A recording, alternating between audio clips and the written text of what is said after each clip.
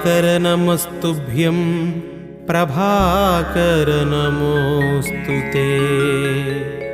सप्ताश्वरथमारूढं प्रचण्डं कश्यपात्मजं श्वेतपद्मधरं देवं तं सूर्यं प्रणमाम्यहम्।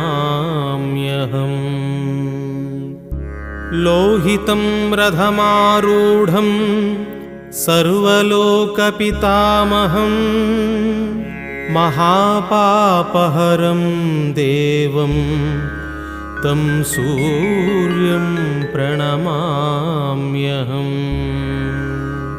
त्रैगुण्यं च महासूरं ब्रह्मविष्णुमहेश्वरं महापापहरं देवं